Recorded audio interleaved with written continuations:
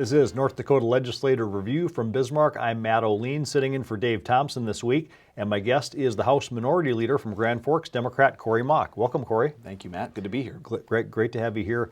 Just kind of give us an overview so far of the session and how you think it's going. Well, it's a difficult session. Anytime where you're looking at budget cuts, those are difficult sessions. It's arguably the hardest session I've been a part of, and this is my ninth year, my fifth legislative session. That said, because we are looking at such a negative economic outlook for the next couple of years, you're seeing fewer bills introduced. There's a lot more discussion about the budget. Right now, we're about 80 bills ahead of schedule, so we are likely to get out of session earlier than we have in the last decade. But it's been a trying session, and I say that because with every budget cut, with every allotment that you're discussing, all the consequences of the reductions, you're talking about lives, you're talking about jobs, you're talking about essential programs that really personalizes policies and spreadsheets in a way that it makes it difficult to make those hard decisions. But we need to set ourselves up for long-term success, make North Dakota a little stronger financially so that hopefully we're not balancing our budget on the backs of North Dakotans, and we're not depending on a handful of commodities. What got us into this position? Because there was a lot of back and forth in the campaign that maybe things could have been managed better with the oil money, but some of it can't be really got at either. So is it just commodities and oil, or are there other things, do you think? Well, right now North Dakota, we've been a victim of our own success in a lot of ways. And when I came into the session, into the legislature in 2009, we were looking at budget surpluses. And the temptation was there to not only increase state spending, ongoing spending, but to cut taxes. And we did it in a way that, and I'll even quickly say, in 2008, North Dakotans voted against, they rejected an income tax cut. It was a 50% income tax cut for individuals and 15% for corporations. They rejected it. But in the last 4 sessions, we've lowered income taxes by nearly 50%, both for individuals and corporations, to a tune of about $1.5 billion in lost revenue. So by increasing spending, we've cut taxes, we've made some pretty significant commitments in spending. This is not exclusively a national, a global economic problem. We have played a role in this, and we're going to have to make some very difficult decisions as we try to get out of this and set ourselves up for long-term growth. What's it like being in the minority party? Because it's a decided minority, as you well know. It's a shrinking, difficult time for Democrats. What is that like, trying to govern, trying to have an influence? Well, I'll say I've always served in the minority, and the key here is to not, the campaign is over, and we need to always remember that. And I hope that my colleagues remember that too, because at the end of the day, we're not 2 political parties. We're 94 House members. There's 47 senators. We each represent our own backgrounds, our own communities. We are here to do one job, and that's to provide good policies for North Dakota. It is difficult to be in such a significant minority, and to your heavily informed viewers, it's 81 Republicans and 13 Democrats in the House. There is a sizable difference. But that said, positive working relationships, being the voice of trust and reason, that has made it a lot easier. We want to be the voice of the capital that North Dakotans can count on, and I feel like we've done that quite well this session. Have you introduced any bills yourself or your party? I have, and our party has done quite a bit. We are not taking a back seat despite losing several of our colleagues in this last session. We want to make sure that we are speaking to the issues that are important to folks back home. So we have introduced bills to support our communities. We're looking at economic growth and investments. Even this week we were talking about a natural gas investment fund, a revolving loan fund, because we know that North Dakota is going to need to have the infrastructure in place if we're going to grow economically. Hats off to Representative Marvin Nelson, who introduced a very important bill, and I'm hoping it gets a good vote on the floor when it comes up. Okay, let's talk about the Blue Laws bill. Right. Now, we had a flip-flop this week. Am I right about that? At first, it was going to be status quo, right? Keep it as is. And then there was another vote. Tell us what happened with this. So the blue law conversation has it's come up a few times. Right now, North Dakota's one of the only, if not the only state that still has these blue laws in place, which means retail businesses cannot open before noon on Sundays. The bill would have changed that. It would have given the business owners that right, that decision. No one's requiring them to open, but they would have had that right to do so. The bill failed. It had 44 votes. There was 4 individuals on the House that, as they learned from their communities and as they spoke to folks back home, they realized that this was not requiring anybody to be open on Sunday mornings, and they reconsidered. They changed their vote, and it passed with the bare minimum, 48 votes. And I've evolved on the issue. Because on one hand, if all businesses were closed on Sundays, if no one had to work with the exception of essential employees, it would have been a different tale. But you look at big box stores that are open long hours, even though they can't open until noon, the employees are still asked to come in and work. And that really resonated with me, that just because you're not open doesn't mean employees have to work. I think the spirit and the intent of the law has not been upheld. It's good to put business owners back in the driver's seat on this one. Okay. There were some comments made on the floor that got some play that maybe, there was some criticism of some of the comments about why stores should stay closed on Sundays till noon. What did you make of those? The personalities were certainly coming out in the debate, and I try not to let those conversations sway me. I try to operate in fact and reason, and visiting with folks back home certainly generated a lot of attention. I serve with some phenomenal people, and what resonates in a floor debate doesn't always reflect their true feelings. I like to think that. But yeah, it did generate some conversation. It was a hotly debated topic, and it's not over. The Senate will have its opportunity to debate this. North Dakotans will weigh in, and we'll see what happens at the end of the session. Let's move to a couple other bills. The LGBT protection bill in the workforce, and I know this has been brought up before by Mr. Boschee. Where does this stand? What do you think are the chances this time for it to pass? It's an important piece of legislation. When I was first elected in 2008, my first session was 2009, I was a sponsor of this bill, and we thought we had a really good chance of it passing. It passed the Senate, fell a few votes short in the House. It is, and now North Dakota, in all states, North Dakota's, because of the Supreme Court ruling, same-sex marriage is a right. It is permitted in North Dakota, despite what our state constitution says. And it's unfortunate that in any state, North Dakota especially, where we look after one another, that if a couple can get married on Saturday and lose their job or lose their home on Monday because of that relationship. That's not right. That's not the North Dakotan way. And I hope that that's the message that that comes from this. We're not, when Representative Boschee and others, the other sponsors are saying is, you should not be judged based on your marital status, your sex, your gender, or your sexual orientation. North Dakota we need to lead the way in this and not hold on to an unfortunate past. There's unfortunate examples in the state where people have been terminated, they have been evicted, they've been denied service. This is about economic justice, it's about housing fairness. I'm hopeful that the conversation has changed over the years and that North Dakota will pass this bill once and for all. What's your sense of it, though? It's hard to say. Hard to say, okay. And I wasn't able to attend the hearing. It is an emotional conversation, but the more our legislators are exposed to the very people that are affected by the lack of this protection, the easier it is for them to cast a vote in favor of it. And I can recall a former senator, Stan Leeson from Williston, who said that he knew someone, I think he had a relative who was homosexual, and he said, I met his partner, good guy, I'm going to vote for it. And when you can have someone like that who can come to that conclusion based on who they know, someone they know who's affected by it, that shows that relationships really matter. Where's the time zone daylight savings time proposal at right now?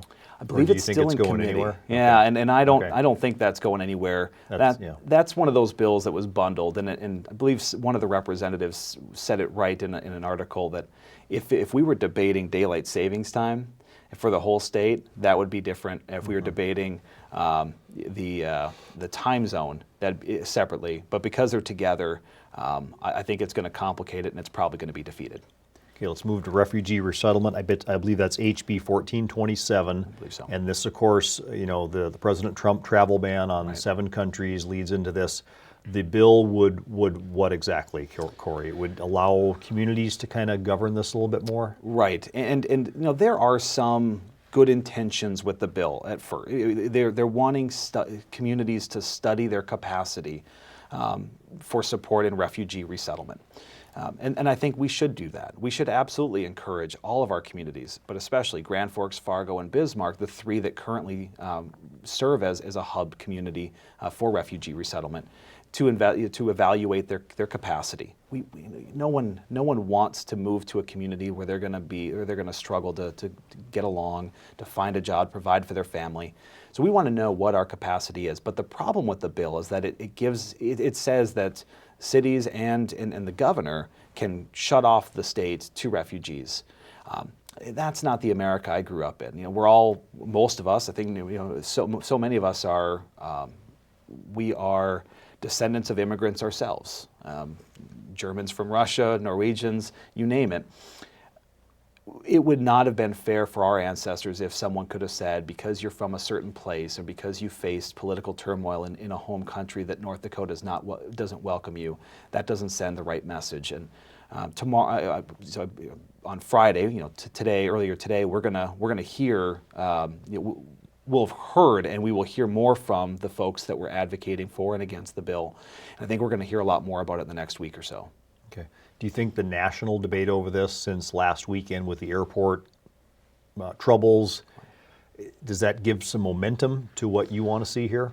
It certainly has added to the conversation. And I should say, we want to make sure that we are allowing people that are safety is paramount. Refugees go through years of scrutiny. I mean, it is not a matter of filling out a piece of paper in any country, sending it to the United States and saying, I want to move to North Dakota. It is years-long process, and our federal government and the supporting agencies that work with refugees around the world vet and screen everybody. And we're going to hear some really interesting testimony that shows the process. And I'm hoping that the result of this is that we all know more about refugee resettlement and what that process looks like as a result of this. And I'm hopeful that we all look at our new American neighbors with a different perspective, welcoming arms, understanding that they may have gone through challenges that we could never in our wildest dreams imagine, and we welcome them as neighbors that want to commit and succeed in our own communities. You're dealing with a Governor Dalrymple budget proposal Right. and Governor Burgum's, which was even farther into the cutting areas. What do you think is going to be the end result of this, Corey? I mean, are state workers looking at no pay increases? That they talked about the health insurance thing. What's going on here, and is this a long process through the next 2 months? We'll see in the next couple of months. It is a long process. Right now, when we came into the session, we were looking at modest pay increases for public employees. We were looking at no change in benefits. And with Governor Burgum, he's now called for a pay freeze and even proposed public employees paying 5% of their premiums, which for a public employee who has a family, that means an extra $870 out of their pocket by the end of the year for their health insurance. You add on to that, no pay increases, no cost of living adjustments, no inflationary adjustments, and you are reducing the pay of public employees who for generations have sacrificed pay to maintain good benefits. That makes it difficult for North Dakota to attract and retain qualified workers. And we want to support all of our industries. The backbone of our communities, the backbone of our state is often on public employees. We don't want to set ourselves up for strategic failure. And I think that the budget is going to have a lot of conversation about us as employers and how we can support the employees as they're helping us through the budget situation we're in. Between Burgum, Dalrymple, and the legislature, you're going to see some significant cuts in a lot of areas. And I don't think we've even seen half of what may emerge. And it's not enough to cut a little here and there. It's not all inefficiencies. We may need to make some significant cuts. And I'm hopeful. In terms of jobs. In terms of early jobs. retirement, maybe. Right. Jobs. Just agencies in general. There might be shuffling around of agencies and how they function, the roles they have. Higher education is another area. We have 11 institutions. And I believe their budget is now down to 80% of its base budget from last biennium. And I think we'll settle somewhere in that area by the end of this session. Do you see any differences so far between Governor Dalrymple's approach to the legislature and Governor Burgum's? Governor Burgum is certainly settling into the role. He's never held elected office, whereas Governor Dalrymple had served in the legislature from 1984 to 2000, and then lieutenant governor for 10 years before governor. So Governor Burgum is still figuring things out. He has not been as hands-on, not nearly as much as Governor Burgum was, or Governor Dalrymple, excuse me. So there has been a leadership style difference. I will say that Governor Burgum, he sees his role as more of a CEO than he does as the head of state. And that style difference is coming through. The last thing I'll say is Governor Dalrymple was very much invested in policy, and Governor Burgum doesn't have that same priority as much. Right. Let's move to the bill that would, I think, criminal penalties would double for protesters, things like that, and how this relates to DAPL, and of course now the Trump administration wants it to go through. So let's talk about that for a minute. Right. So, and we should talk first. Let's talk about the penalties. The different legislation that's been proposed, and there's several bills related to protesters, wearing of masks, being able to hit pedestrians with your vehicle without liability. They are knee-jerk reactions to demonstrators that, generally speaking, most in this state wouldn't entirely agree with. We need to protect First Amendment rights and make sure that people have the ability to demonstrate peacefully. And I cannot emphasize enough that it is peaceful demonstrations we should always be aiming for peaceful demonstrations. When violence begins, that's when it crosses a line. This bill does not change the legalities of some of their actions. All it does is focus on some of the penalties. And some of the conversations, I've seen one of the bills that brings wearing a mask during a crime, any crime, would make it I believe it's a Class C felony for wearing a mask. And I could try to recall if that's how it came out of committee. But we're talking about a class of penalties that we reserve for some of the more heinous crimes.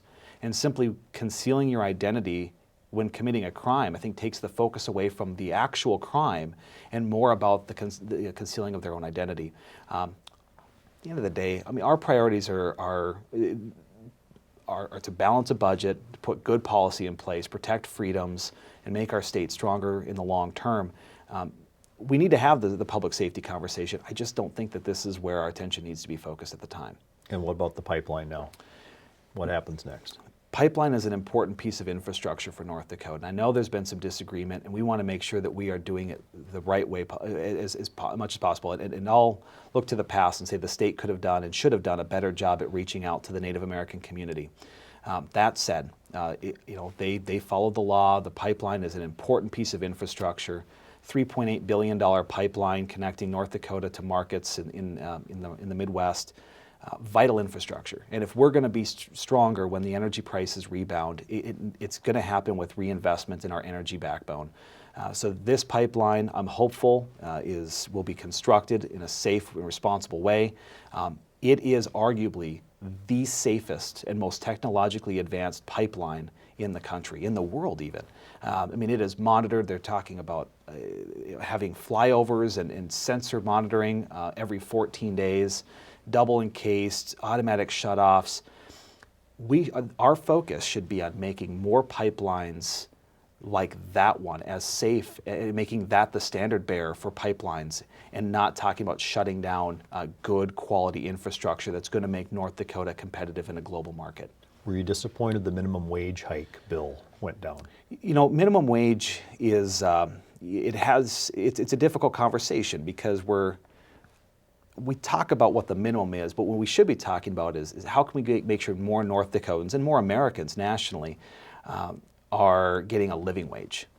And I think back to this campaign where President Trump was saying, "Make America Great Again," and a lot of nostalgia on an era when only one person in a household had to work a job, and they could afford a car, they could afford a home, and get their kids to college. Those were days when union membership was at its highest. We had blue-collar families supporting their entire family. Industries were thriving. They were paid a living wage. And now far too many Americans, and especially North Dakotans, are having to work multiple jobs. They're getting jobs where they don't get benefits. Our conversation should be about living wages and encouraging economic growth. The minimum wage conversation was one part of it, but it is only one part. We need to really, really talk about the living wage mentality and getting people the jobs and the opportunities that they need to support their families. So I am disappointed by the result, but I'm hopeful that more Americans want to talk about living wage opportunities. Let's talk higher education. No matter how this session ends, there's some hard decisions that are going to have to be made by the universities. And it's a big deal where you come from in Grand Forks. Right. What's going on? Are you extremely worried by what's going to happen to UND and NDSU and the universities? And why is higher education, why does it seem to be in the crosshairs for so many lawmakers? It's hard to pinpoint why higher ed has been a convenient target over the years. I think it's because it is an easy target. You can talk about academia. It's professors getting paid a lot of high salaries. There's a lot of administration. There are ways that we can make higher education more efficient, and that's working with them. It's engaging with administrators. There probably is some duplication of services between our campuses. Higher education in a lot of ways is an industrial complex in North Dakota. There's 11 institutions around, public institutions that are managed by the state. There's also 5 tribal colleges and 3 private schools. We have a lot of educational institutions in our state. When we talk about the budget cuts, it is difficult. As you know, that there are great programs that are educating students that are staying in North Dakota that may be at risk. My hope is that we are working with the institutions. We want to see efficiencies. UND strategically did a good job by taking on ongoing spending during the last allotment process. Other institutions didn't do that. They cut one-time projects. They may have a higher, Right. a little more pain in the end by the end of this session, fiscal pain, but they are important components of our community. University of North Dakota is the second largest, I believe the second largest employer in Grand Forks County. When we talk about budget cuts, we're talking about job losses. So we do need to make it more efficient, but we do need to talk about strategic growth and how it can support our communities. What'd you make of the proposal to restrict out-of-state students coming to North Dakota universities? I disagree that with going? that, right? Yeah. And I serve on the education committee Right, and I know you have do. for a while. And it was recently moved out of committee with a do not pass recommendation, and everyone agreed that we want to make we don't want to have a quota. We don't want to count and say we can only take so many students from this area. If we're going to provide the best education in the country, and you hope to be one of the best places to learn in the world, you can't be focused on who is coming from where. We have a workforce shortage in this state. Communities like Grand Forks are struggling to bring in high quality talent to work in our jobs. And if we want to grow our state, our state's economy, we need to encourage folks to have North Dakota on their radar. And we don't do that by saying non-North Dakota students aren't welcome. So I think it sends the wrong message. I'm glad that we gave it a do not pass recommendation, and I think it will be defeated on the floor. Got about a minute left. K-12 funding, is that going to be okay?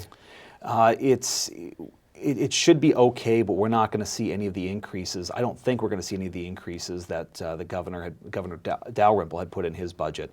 But we'll work with the school boards and the districts to make sure that we're not hurting our schools through these budget cuts. Because that seems to be, everyone almost agrees on that one. Whereas higher education, they disagree. Right. K-12, we have to remain, that seems to be the general consensus, doesn't it? It does, and we really want to make sure, and I think regardless of the level, our attitude should be keep the education, create the best learning environment you can in the country, make it one of the most competitive in the world, and we do that with strategic investments. And I'm hopeful that K-12 will come out hopefully stronger in the end, even if it doesn't get the increases that some of the districts may need. From your perspective, what's one or two things you want to see happen by the end of this session that's important to you? Well, we really need to set ourselves up for economic growth. I'm glad that Governor Burgum talks about modernizing government and being more efficient. I want to see us invest and create unique ways of investing in our energy infrastructure, making sure that that's available when oil prices rebound. And then I'm hoping that whatever it is where our budgets line, where they end, that we are much stronger moving forward. And 2019 becomes a budget of growth and not a budget of reduction. Okay. Thanks, Corey, for being here. Thanks, Matt. My guest has been House Minority Leader Corey Mock from Grand Forks. I'm Matt O'Lean. Thanks for watching North Dakota Legislative Review. So long.